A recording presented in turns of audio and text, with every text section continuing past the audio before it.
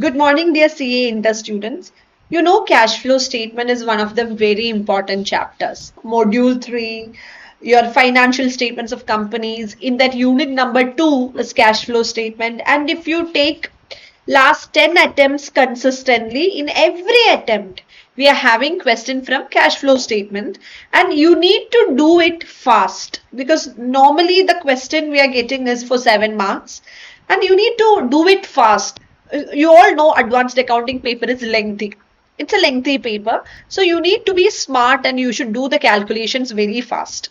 So if you are somebody who have studied cash flow statement and tried few questions or remember the adjustments, you should watch this video because here we are going to discuss all the important, remember not everything, the important adjustments under indirect method, not direct method, because direct method is manageable by everyone. There are no many adjustments, but in indirect method there are some tricky adjustments. So here we are going to discuss the indirect method adjustment. Remember, this is a revision video which will be in simple English, and I hope this video will be very helpful. So let's move on to this.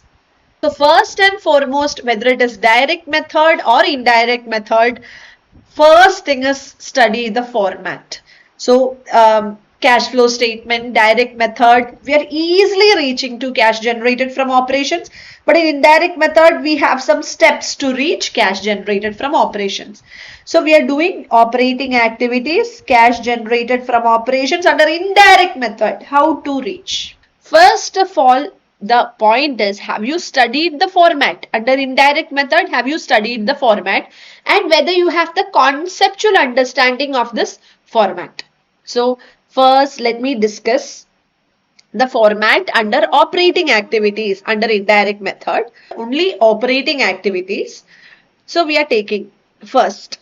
See, in a question, if that question gives you balance sheet and adjustments, we always start with net profit as per balance sheet. We take the closing balance of P&L, we take the opening balance of P&L, closing minus opening is the net profit as per balance sheet, which is nothing but the retained profits. Profit after all appropriations, retained profits. So we'll take, say for example, if a company's net profit for the current year after all appropriations, after deducting everything is 50,000. Then our intention is to match this net profit with the cash made from operating activities. So we have taken net profit as per balance sheet. If P&L is given, if the question gives you P&L, profit and loss statement, then if net profit before tax is given in the question, we can directly start from net profit before tax. My AS3 format starts only from net profit before tax and extraordinary items. So if that is not available, if balance sheet is given, then we will start with net profit as per balance sheet, that is after all appropriations. Then you should have studied the concepts, but here this is a revision video where we are discussing. You should remember, like, from net profit as per balance sheet to net profit before tax, there are 4 adjustments. So are we by-hearting things? It's not about by-hearting. We need to do the question smart and quickly in the exam hall. So I need to remember it as there are 4 items which I need to add back to reach to net profit before tax and extraordinary items. So that is transfer to reserve to the net profit if there was a transfer to general reserve, because my journal entry is P&L to general reserve. P&L to general reserve is my journal entry. So profits are reduced. I'm trying to reconcile profits and cash. So I'm starting from profits. I don't know what is the cash balance. So profits are already less because I transferred to general reserve, but there is no cash outflow. So I'll add back. I'll add back to reach cash, add transfer to reserve. Then add dividend, whether it is final dividend or interim dividend, I'll add back. But what is the concept? We are in which activity? We are in operating activities. If profits are reduced, P&L to dividend payable. P&L is already reduced for the payment of dividend. Dividend is what activity? Dividend is financing activity. So dividend is already reduced. That is why I am adding back. Then these are the only two appropriations. Now to reach net profit before tax and extraordinary item. So if my profits is already after deducting 20,000 provision for tax. My net profit is 50,000. This is after deducting 20,000 provision for tax. Then add it back. And for example, if there is a 5,000 refund you received in the current year, if there is a 5,000 refund you received in the current year, it is already credited to P&L. Already profit is more by 5,000 because refund credited to P&L. But I need to reach to before tax, therefore deduct. So add provision for tax 20,000 minus 5,000 refund. So provision net of refund only 15,000 will be added back if there is refund adjustment. Then add or less extraordinary items. Add or less extraordinary items. Remember, if extraordinary item is already, it is already an income and added to net profits, then deduct less. It was an expense already deducted, then you add. So extraordinary item can be an expense or an income, or income means profit is more, deduct. Expense means profit is less, add back to remove it. So that is how I am reaching to net profit before tax and extraordinary items. നമുക്ക് 4 set of adjustments ഉണ്ട്. I remember transfer to reserve, add dividend whether interim or final, add provision for tax, net of refund, add or less extraordinary items. Have you studied? Then so we are in net profit before tax and extraordinary items now. If it is already given, we'll start from here only. Net profit before tax and extraordinary item only. Now, I should remember, I should have studied first. I am telling you, this is a revision video. So now we should remember there are 8 items to be adjusted. 8 items. Net profit before tax to reach to cash balance. I have 8 adjustments. I want you to count and remember 8 adjustments. What are the 8 adjustments? Add, depreciation and amortization. Add, point number 1. In every question there will be depreciation. But why depreciation is added back? Non-cash. Profit has reduced. Profit koranu. But there is no cash outflow. Amortization, unwritten off expenditure, intangible assets reduced. P&L reduced, but there is no cash outflow. So add depreciation and amortization. Add loss on sale. If there is a loss, you debit P&L. But there is no cash outflow, so add loss on sale. Add increase in provision. But what is this increase in provision? Other than tax provision. Increase in provision other than tax provision. So increase in provision, give me an example. Very easy. Provision for bad and doubtful debts. Provision for bad and doubtful debts was 2,000.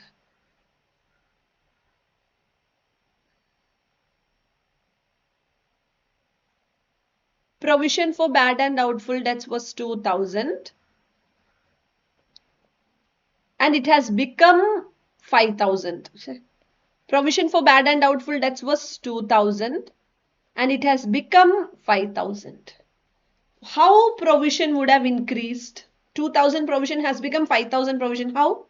You would have created provision. What is the entry for creating provision?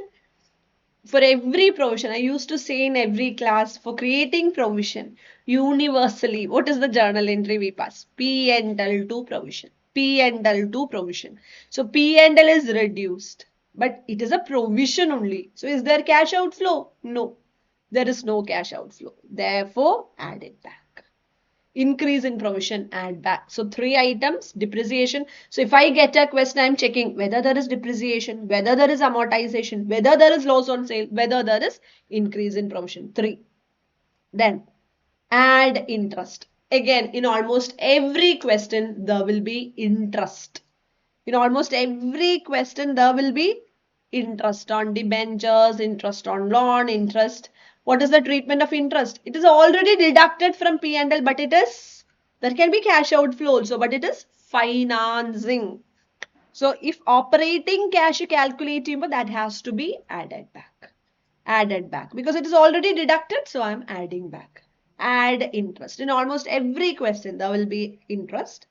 Then add premium on redemption, if any. Because again, it is a financing expense if deducted already from profits.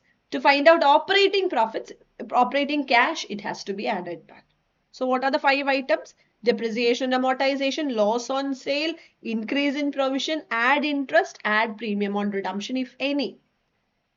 Then less. What are the 3 incomes if already added to profits? Then deduct. 3 incomes already added to profits, but I need to eliminate because I am calculating operating cash. Add profit on sale. Profit on sale is what activity, guys? Investing. So deduct. So eliminate operating activity profit on sale. Not we are telling please get out because we are calculating operating profits. Decrease in provisions. Decrease in provision non-cash. Reversal of provision. What is the entry for creating provision? P&L to provision. If you reverse provision, provision to P&L. If it is already credited to P&L, it is non-cash. Get out. Eliminate. Interest, dividend or rent received already credited to P&L. It is what activity again? It is investing activity, therefore will be credited to P&L. It is already credited to P&L, so we'll deduct from the profits. Now we'll reach to operating profit before working capital changes. So I'm remembering like this starting from net profit after all appropriation, reaching to net profit before tax and extraordinary items. Then I'm doing 8 adjustments and reaching to operating profit before working capital changes. So we are reaching to operating profit before working capital changes. From operating profits before working capital changes, there are 2 set of adjustments. 2 set of adjustments because it is operating profit now. So any other cash flows? Yes. Add. Decrease in current asset. Debtors reduced. Debtors, receivables reduced. What is the meaning? Cash received. And similarly, increase in current liability. Increase in outstanding expenses. Increase in creditors. What is the meaning? No cash is paid. Cash is in the business. No cash is paid. Therefore, add. Decrease in current assets. Increase in current liabilities. Add. And just ulta. Less. Increase in current assets and decrease in current liabilities. So we'll reach to cash generated from operations. So from cash generated from operations, we deduct. That is not added here, income tax paid. That is already with this direct method. From cash generated from operations, what we do? From cash generated from operations, we deduct income tax paid. So we'll reach to cash flow before extraordinary items. Add or less extraordinary items. If income you add, if expense you deduct, you will reach to cash flow from operating activities. So first few minutes we are discussing the format because format is everything. In cash flow statement, format is everything. Now what are the common adjustments that used to come? So sometimes the asset will be given at cost. Sometimes the asset will be given at WDV. So for depreciation, investing activity calculation, it is very common that you need to prepare asset account. So asset at cost and asset at WDV. How do I know asset at cost or asset at WDV? So remember, if there is information about accumulated depreciation, asset account will be at cost. So asset given at cost, or also they will use gross. Asset account brackets, they will give gross.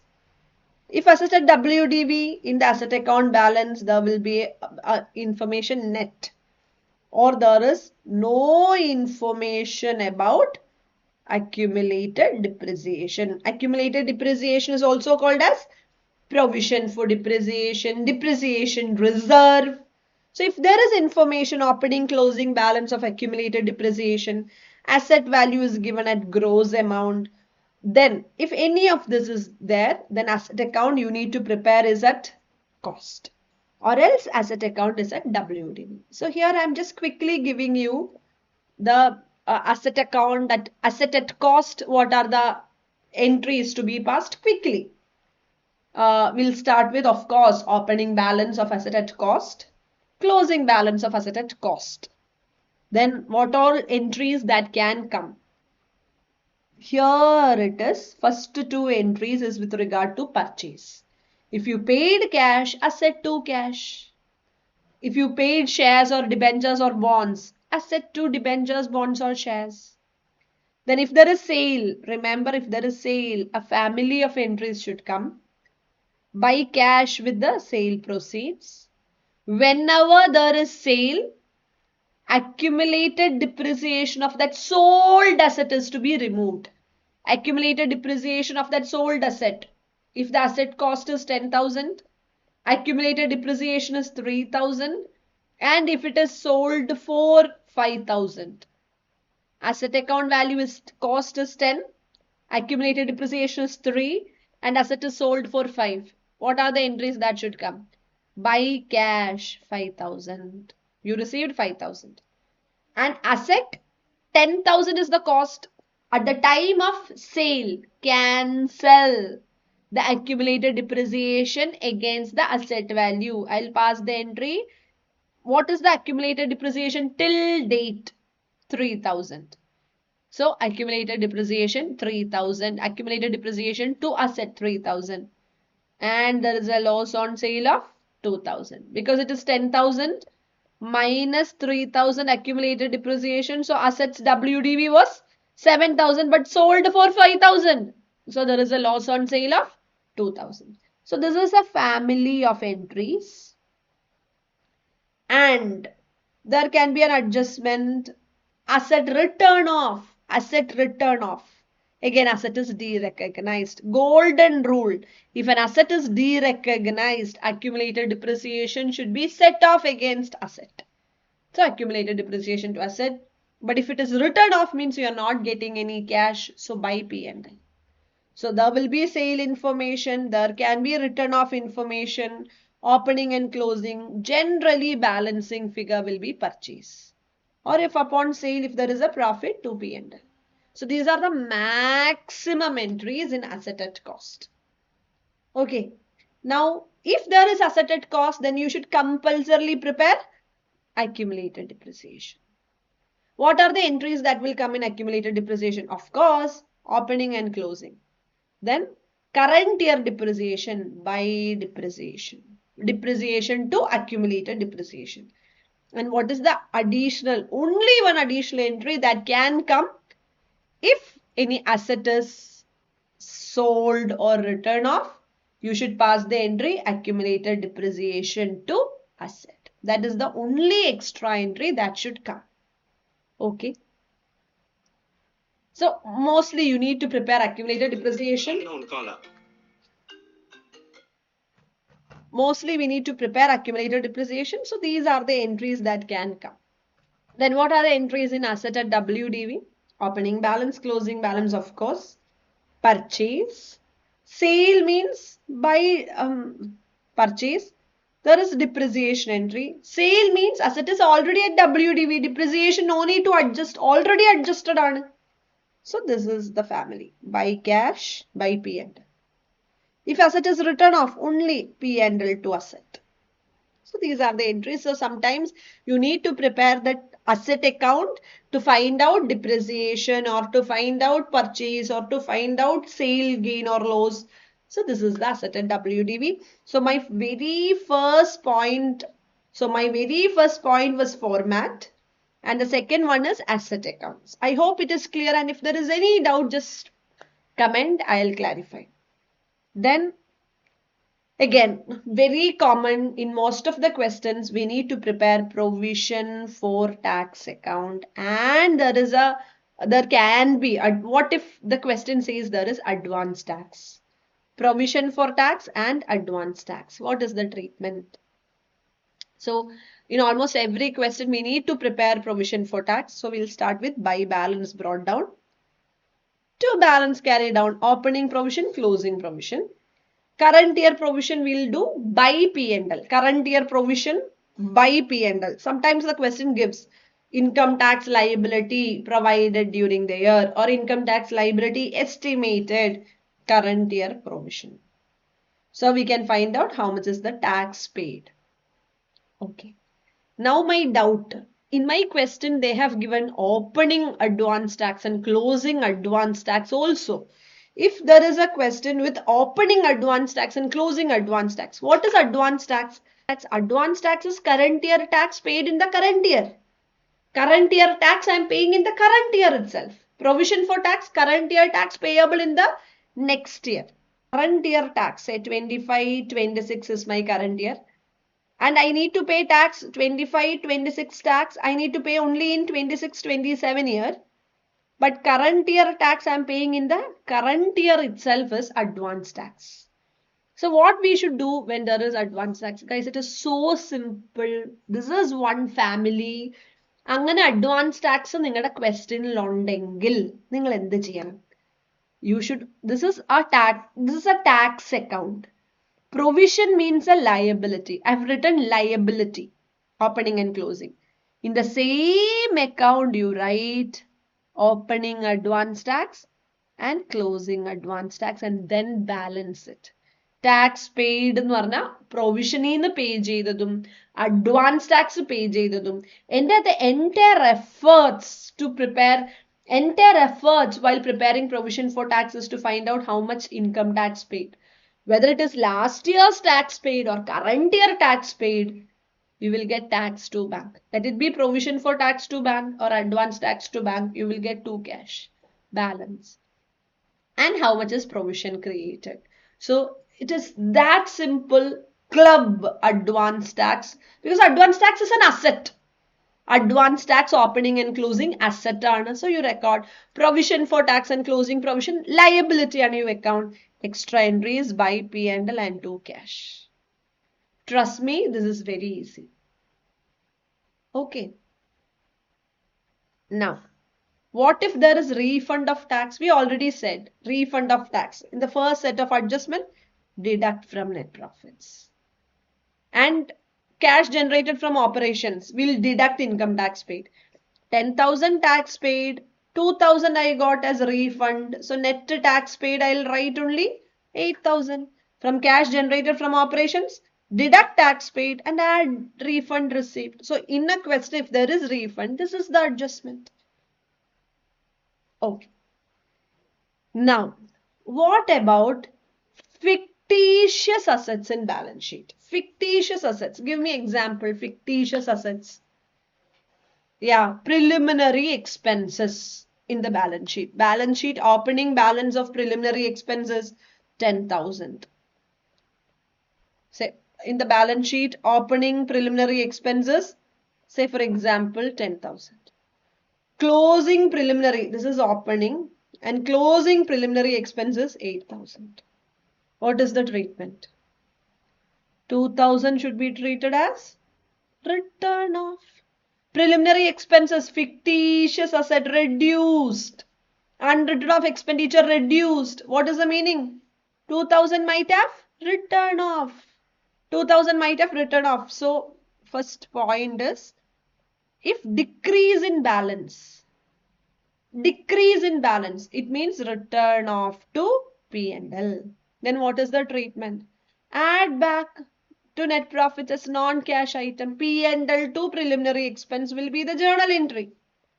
P&L to preliminary expense. So profits reduced, but cash paid last year. So there is no cash outflow, so add back. Okay. Now, not preliminary expense. Say for example, underwriting commission. There is underwriting commission. Example, underwriting commission not written off, unwritten off. Opening balance was 10,000. Closing balance has become 20,000. Increase. Let's make it 25,000. What is the meaning? 10,000 has become 25,000. Then what is the meaning? If reduced, I can consider it as return off. Increased, what is the meaning? Expense increased. Underwriting commission again incurred, that is the meaning. Underwriting commission incurred again. So you paid underwriting commission again. Share issue expenses, it is very similar to that of share issue expense. So 15,000 you should take it as not return off. Therefore cash outflow under what activity? Financing activity. Cash outflow under financing activity 15,000. Did you understand? So remember, if there is fictitious assets in the balance sheet, which means unwritten off expenses in the balance sheet. Decrease in balance means return off, therefore add back to net profit as non-cash adjustment. Increase means again incurred. So see the nature of that adjustment. Nature. If discount on issue of debentures, discount on, there is issue of debenture, again there is a discount, so it is financing activity. Underwriting commission again incurred, it is a financing activity. So outflow, in which activity you should take. Okay. Then the next common adjustment is grant. Next common adjustment that can come is grant. Grant. The entity received grant. So what is the treatment? If grant is received for an asset, if grant is received for an asset, then it should be shown under investing activity. Inflow under investing activity. If grant is received for other purposes, grant is not for asset but for other purposes, then it should be shown in the cash flow statement. Inflow under what activity? Financing activity. Show as inflow under financing activity. Inflow under financing activity. Okay. Now, if grant is amortized to P&L, grant, when you get grant, the entry is cash to grant, and grant is transferred to P&L. Transfer to P&L. Then grant to P&L is the entry. Grant to P&L. So your profits is more. But it is what activity? Investing or financing. Therefore deduct. Deduct as non-operating income. Because grant is an income, right? So deduct as non-operating income. Okay. Now, so non-operating income. So it is, let me give you an example. 8 lakhs grant you received. Show it under investing or financing, of which 5 lakhs is amortized to P&L. Deduct from P&L, operating activities. Deduct less grant received, amortized to P&L. Deduct non-operating income. Like dividend received, rent received, grant received is to be deducted. Adjustment number 8. Debentures, bonds issued or redeemed. If the opening debenture is 10,000 and closing debenture is 25,000, which means there is additional debentures issued, 15,000 debentures issued. If the question says new issue is at the beginning, which means 15,000 is issued at the beginning, issued at the beginning. So interest should be calculated on the full 25,000. Interest should be calculated on the entire 25,000. Closing balance. Interest is calculated on the closing because already opening is there. Plus 15,000 comes. So total 25,000. Interest is calculated on the closing balance. Entire closing balance is there from the beginning onwards. Now again, what if they are telling it is issued at the end? Now, there is 10,000 opening debentures and closing debentures is 25,000 and it is given question la tannekana new debentures 15,000 undallo that is issued at the end. Endilana 15,000 vannathu. Then interest should be calculated on the opening balance. Opening balance. Interest is calculated on the opening balance. Okay. Now, again in the questions you may have to open investment account, whether current investments or non-current investments, current investments or non-current investments. This is what activity? Investing activity. So investment account, what are the adjustments that can come to balance brought down? By balance carried down. Purchase to cash. Sale, buy cash. If there is sale, then profit or loss on sale. Buy P&L loss and 2 P&L gain. Then if pre-acquisition dividend received, pre-acquisition dividend should be adjusted against the cost of investment. So buy cash or buy dividend, pre-acquisition dividend received, it should be adjusted in the investment account. Buy dividend or buy cash. So what is the treatment of this pre-acquisition? So what is the treatment of this pre-acquisition dividend? Pre-acquisition dividend received. Show the effect in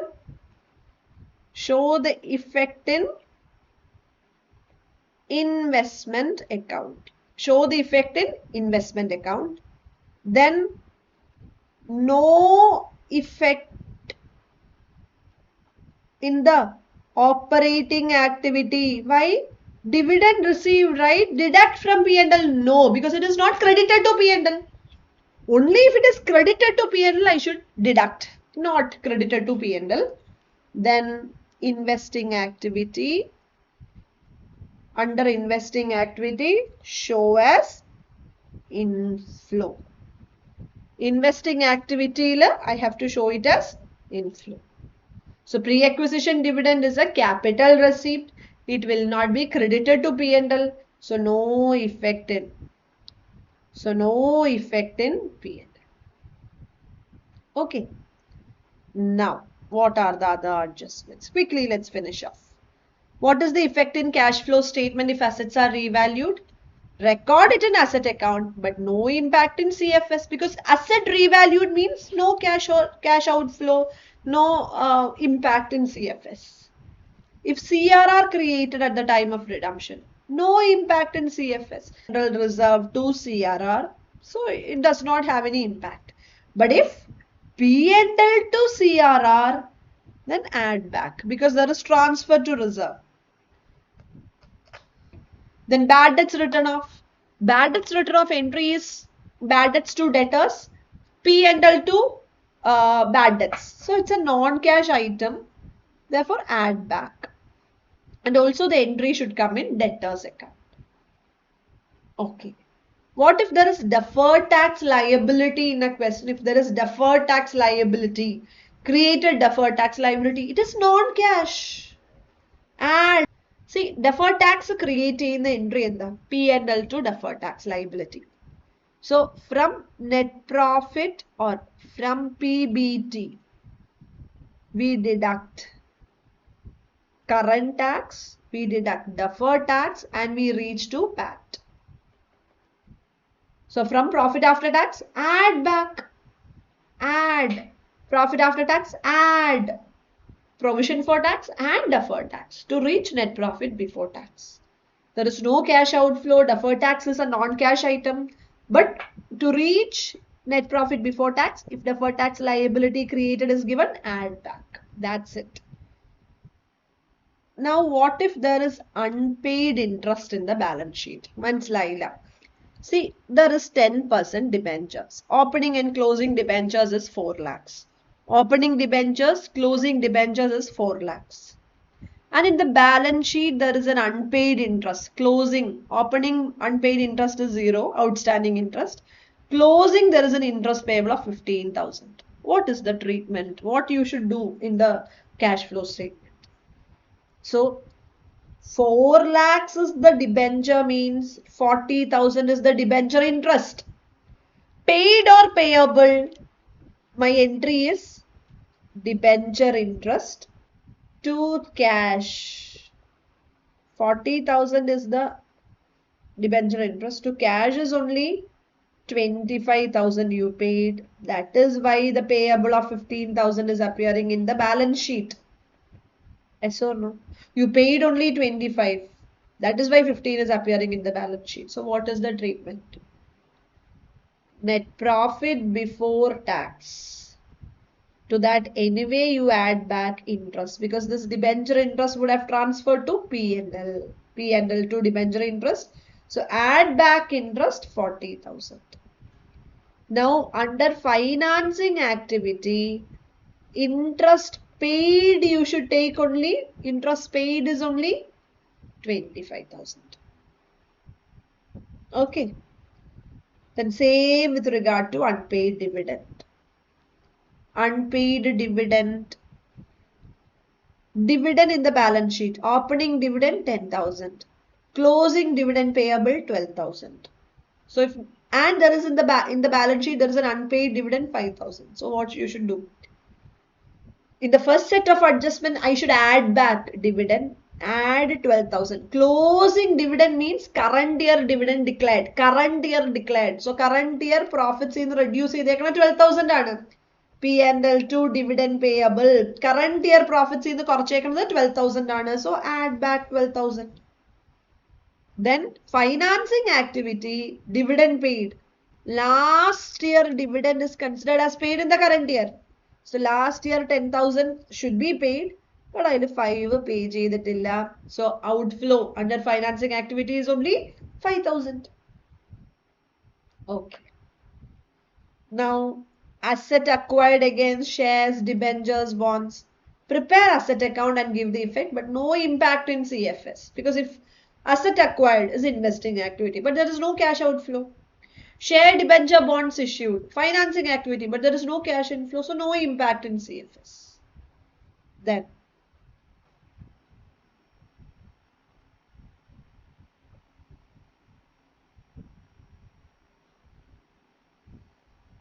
now an adjustment came once. Opening asset account balance is 5 lakhs at WDV. Closing asset account balance is 7,65,000 at WDV after depreciation. Current year depreciation is 15%. And current year asset purchased. Current year asset purchased on 1st April. So opening balance 5 lakhs, closing balance 7,65,000. Current year depreciation is 15%. Current year asset purchased on 1st April. So how do I calculate asset purchased? Then what should I do? Closing asset is 7,65,000. Then this should be taken as 85% after depreciation. So this is 85%. Therefore, before depreciation asset value will be, you do it in your calculator, you will get 9 lakhs, 100%. So purchase asset value is 4 lakhs. Okay. Take it as 85%. So I'll find out before depreciation value is 9 lakhs. Opening is 5. So current year asset purchased is 4 lakhs. Okay. Now again, the common adjustment which we are getting now is, the next common adjustment which we are getting now is undervaluation and overvaluation of stock. They will say opening stock is undervalued, opening stock is overvalued, or closing stock is undervalued, closing stock is overvalued. Then what is to be done? Correctly value it. But opening stock was undervalued means opening stock was less. Opening stock was less. Say for example, opening stock was 100. But when I correctly measured, it has become 120.